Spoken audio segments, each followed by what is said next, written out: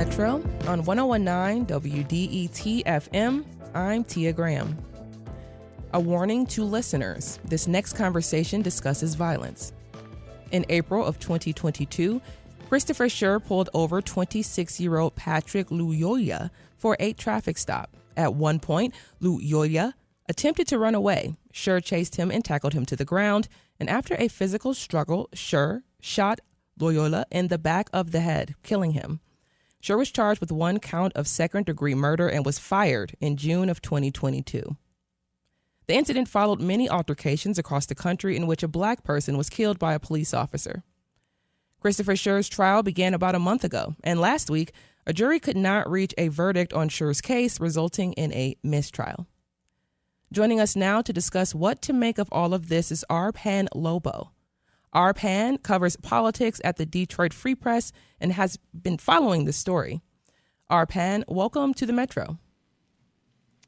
Hey, thank you so much for having me. Of course. So let's get straight to it. What was the reaction of the Lyoya family to the jury's announcement? Inside the courtroom last week, the reaction from the Lyoya family was pretty understated or pretty non-discernible, actually. I think the mistrial declaration by 17th Circuit Court Judge Christina Mims was really not a fulfilling outcome for the Lyoya family, given that there is no verdict in this case. So the reaction was pretty muted. Now, after the mistrial was declared, the Lyoya family did get on a press conference with one of their attorneys in a separate civil lawsuit and expressed deep disappointment. And Kent County Prosecutor Christopher Becker said he spoke with the family after the mistrial declaration and expressed extreme disappointment. So this is tough for the family, certainly. And Arpan, how did Christopher Schurr and his family react to the decision?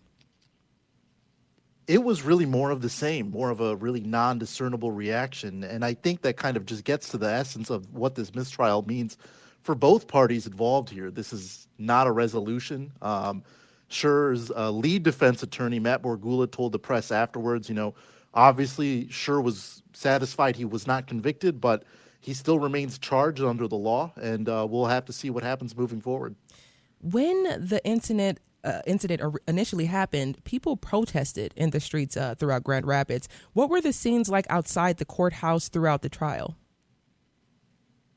Yeah, it's really from the beginning of the trial, there were a group of at least probably a couple dozen, sometimes more, sometimes less, but a couple dozen demonstrators outside the courthouse.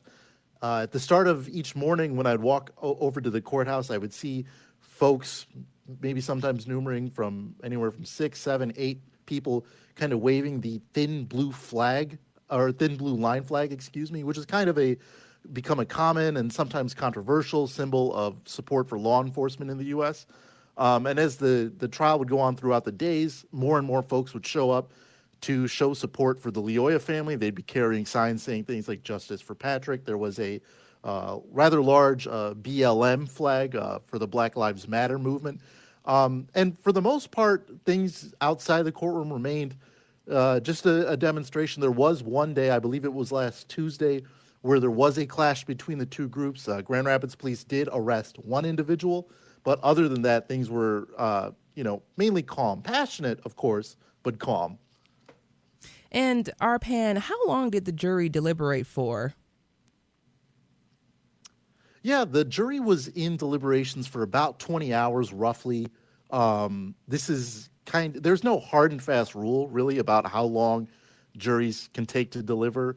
They heard about 5.5 days of testimony and argument from the attorneys, and 20 hours represents about 3 days and maybe a little bit last Thursday morning when they eventually came out and said they could not find a verdict. Now, that was the second time they told the judge they were stuck. They had come out Tuesday after about 9 hours of deliberation, said, hey, we're still stuck here.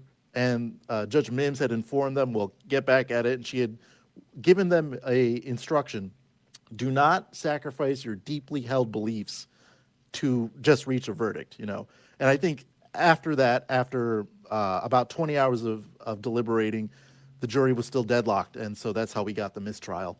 How common is that length of time when we talk about the jury deliberating? Yeah, like I mentioned, there's no hard and fast rule about how long a jury can take to deliberate.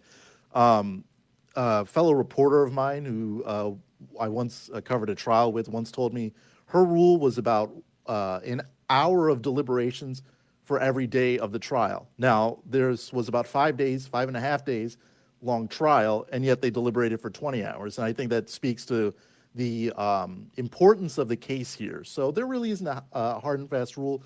Now, Judge Mims had said when they came back the first time, she didn't think that the 9 hours or so that they had spent deliberating the first time before getting stuck was long enough, so she sent them back, and it turns out 20 wasn't enough either. I asked the prosecutor if they would have more time, would they have been able to kind of come to a conclusion? He said no. And Arpan, what does the mistrial actually mean? That is, what happens next in the case? Yeah, Prosecutor Chris Becker here in Kent County is going to have to make a decision on whether he wants to try the case again. He told media afterwards that he hadn't decided yet. This was last Thursday, of course. And he said he would take some time and consider whether or not to try it again. He said things like the evidence that was entered in the case, as well as the desire of the Lyoya family and calls from the community to try the case again would be things he'd take under consideration. But as of yet, we don't have a decision. So right now, Schurr remains charged, and he remains out on bond technically. But we don't have any kind of final decision on whether or not there will be another trial. And but if the case is not tried again, will that be the end of this case? Yes. And that outcome is something that a lot of folks in Grand Rapids, a lot of demonstrators who gathered after the mistrial declaration are kind of wary of. They're calling on Becker to try it again. Now, of course, Schurr's defense attorneys don't think it should be retried. And Schurr's lead defense attorney told the press that if this goes to trial again, he's going to try and motion for a lot of evidence that was included in the case this time to be excluded next time, particularly things about Schurr's training with the Grand Rapids Police Department. He called it irrelevant. He said the only thing that mattered was what Schurr's mindset was at the time he fired the shot. And the defense, of course, in this case was that Schurr was acting in self-defense. Now, prosecutors said he didn't reasonably need to fire the shot, but that was kind of the main crux that the jury couldn't reach a decision on. You're listening to The Metro on 1019 WDET. I'm Tia Graham. My guest is Detroit Free Press political reporter Arpan Lobo. We are discussing the case of former police officer Christopher Schurr. Schurr shot and killed Patrick Lyoya in Grand Rapids in 2022 during a traffic stop. Schurr was charged with 1 count of second-degree murder. A jury last week was unable to come to a verdict. So what happens to Christopher Schurr if the case actually does not get tried again? Well, he would be essentially he would be beyond the legal system at that point. He would go unpunished. Now, criminal charges are allegations, and if the charge were to be dropped, the allegation were to be dropped. So he would be able to not have to go through the legal system anymore. Now, there is a separate civil lawsuit that the Lyoya family brought against Schurr, and at the time, they had also brought it against the city of Grand Rapids. This was back in December of 22. A federal judge had removed or dismissed the city from the case, saying that there really wasn't any way for the Lyoya family to, or the city to kind of be held culpable in this shooting. But the civil case remains open against Schurr. Now, if this charge were to be dismissed, I'm sure that Schurr's attorneys would kind of go to the civil court or the federal court in the civil case and say, hey, the murder charge isn't even there anymore. Why should this civil case move forward? And that's kind of a separate discussion, but that is a possibility. And when Christopher Schurr testified, what did he say? Yeah, his testimony, I think he was on the stand for a few hours last week, and his testimony was basically centered around the fact that he said he followed his training with the Grand Rapids Police Department, and at the end of the physical struggle, he feared for his own safety and his own life or possible serious injury. because his testimony was that he thought Patrick Lyoya had gained control of his taser. Now, during the physical struggle, Schurr had tried to take out the taser to use it on Lyoya. He had missed the first shot. And then a second, the way the taser, this was kind of like a large parts of the trial and testimony were focused on the taser. Now, Schurr had testified he did not hear the taser being deployed a second time. The prosecutors had argued that because both of the taser's 2 cartridges were deployed, that the taser could only be deployed in what's called a drive stun, basically if you hold it against somebody's body and use it that way. And they said, well, Lyoya, not being trained, wouldn't know how to use that, so Schurr wasn't reasonable to fear for his life. Schurr testified he didn't hear the second cartridge get deployed, and so he was still very fearful that the taser could be used against him. He said his training was that if you lose your weapon, it could be used against him, and that's what he testified on the stand. Now, Arpan, the prosecutor was unable to convince everyone in the jury that Schurr used excessive force here. Who testified on behalf of the prosecution, and what did they have to say?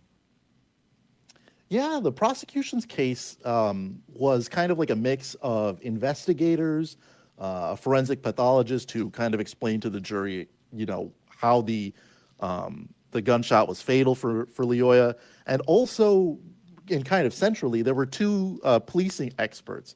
There was a criminal justice professor from the University of South Carolina, Seth Stoughton, who testified, as well as a retired police officer, Nicholas Bloomfield from New Mexico, who testified. Their testimony was that Schurr kind of created, they used the phrase, officer-created jeopardy. I believe Mr. Stoughton was the one that used that phrase specifically. Their testimony was that Schurr should not have chased after Lyoya after he tried to run away from the traffic stop, and that kind of created this jeopardy, and that the situation was really created by Schurr not following what they called best policing practices. Arpan, are you there? Apologies, my microphone got muted for a second. No worries. As I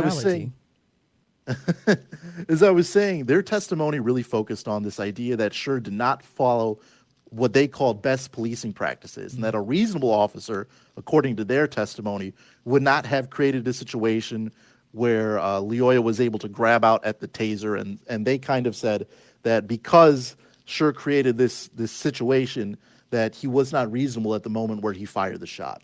And Arpan, just thinking about the jury itself, how did the jury split?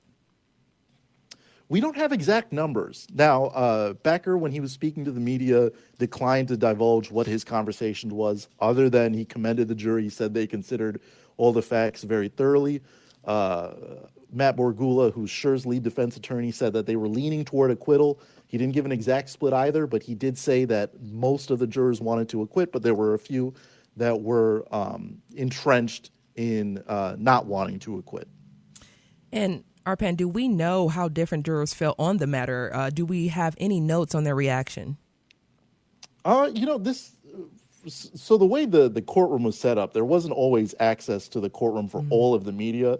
The judge here in Kent County had kind of set some limits on how many non-family members could be in the courtroom. When I was in the courtroom during the trial, the jury did seem attentive. They were taking notes. The judge did permit them to ask questions of the witnesses, and a lot of them did, including, I believe when Schurr testified, he received several questions from the jury directly, including there was one that didn't actually get asked of Schurr, but there was one question that stuck with me that the judge ended up not asking. The question was basically along the lines of, when your wife asks you to get something and you can't find it, does your wife tell you where it is, or do you go get it yourself? And it was something, or does she go get it herself? And it was something the judge didn't think was relevant, but it just kind of shows you where the jury was at on this. There were questions about things like implicit bias that were raised to defense witnesses that testified on Grand Rapids police training practices.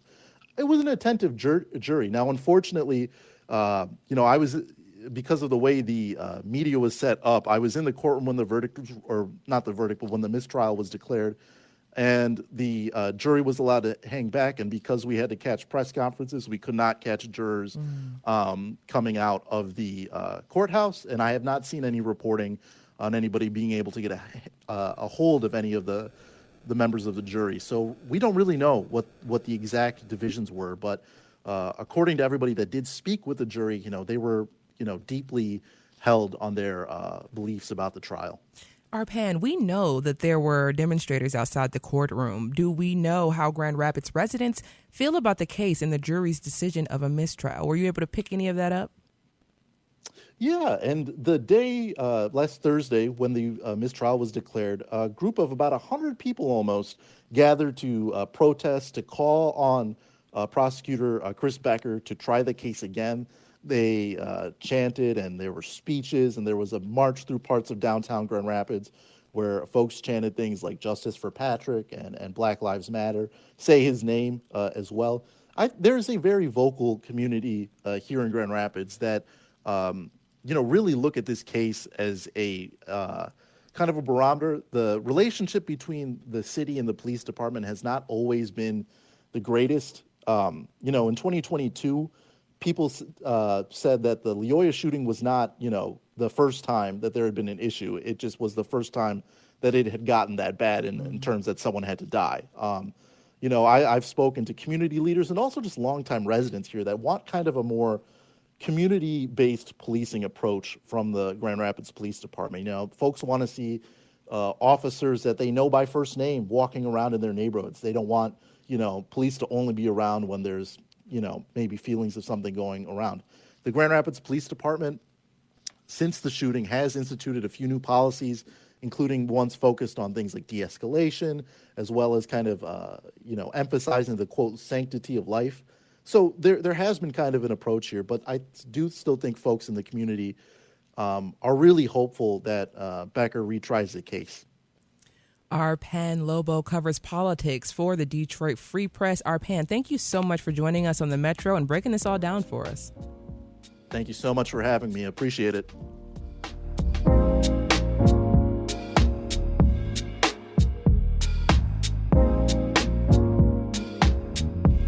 From the WDET newsroom, Nissan lost $4.5 billion last year.